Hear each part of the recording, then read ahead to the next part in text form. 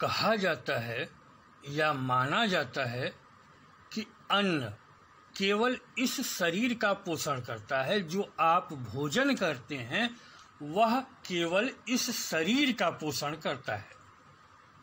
लेकिन देवताओं के पास तो भौतिक शरीर नहीं होता, फिर उन्हें हम प्रसाद क्यों चढ़ाते हैं?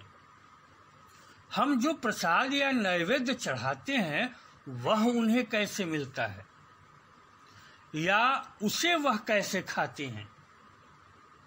इसी तरह हम जो दान ब्राह्मण को देते हैं या जल प्रवाह करते हैं या दीन दुखी को देते हैं वह भगवान तक कैसे पहुंचता है?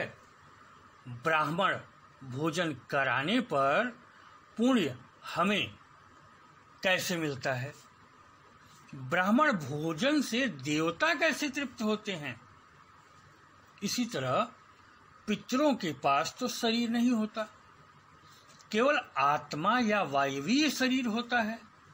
तो यह जिज्ञासा स्वाभाविक है कि आखिर उन्हें यहाँ दिया जाने वाला पिंडदान या श्राद्ध का भोजन कैसे प्राप्त होता है और कैसे वह तृप्त होकर हमें आशीर्वाद देते हैं और व्यक्ति पितृ दोष के प्रभाव में कमी पाता है। क्योंकि विभिन्न कर्मों के अनुसार हमारे पितृ तो मृत्यु के बाद भिन्न भिन्न गति को प्राप्त होते हैं। कोई देवता बन गया होता है तो कोई पितृयोनि में होता है, कोई प्रेत बना हुआ होता है तो कोई हाथी बन गया होता है, कोई चींटी बन गया होता है, कोई चिनार का वृक्ष या कोई तृण बन गया होता है।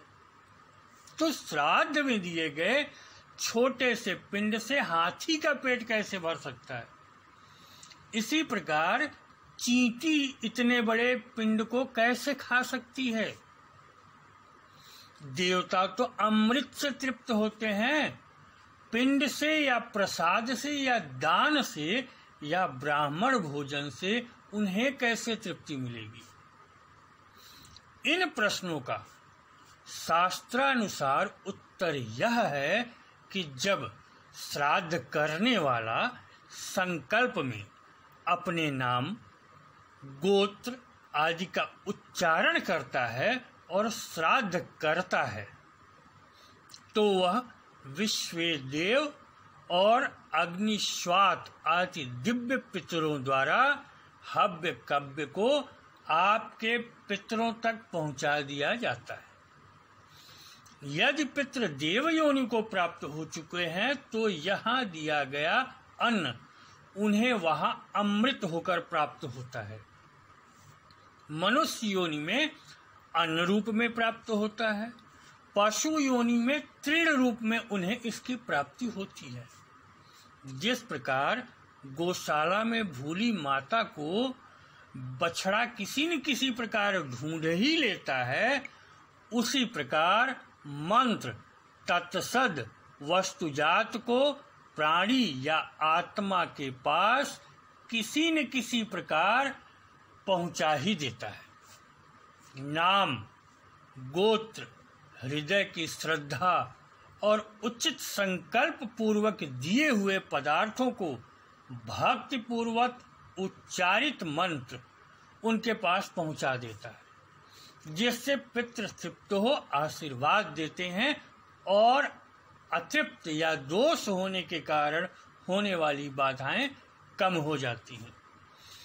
इसी प्रकार देवताओं को दिया गया प्रसाद या दान या ब्राह्मण भोजन भी इन्हीं विश्वदेव और आपके कुल देवता द्वारा परिवर्तित कर उनके पास पहुंचाया जाता है।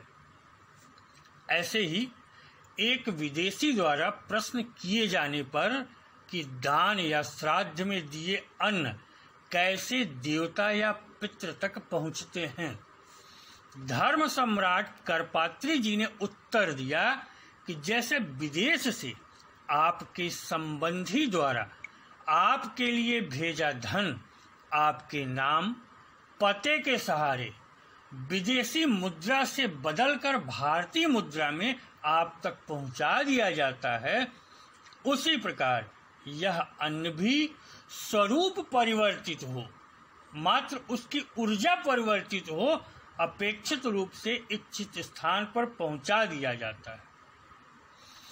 जिस रूप में आपको जरूरत होती है उस रूप में वह वहां पहुंचा दिया जाता है।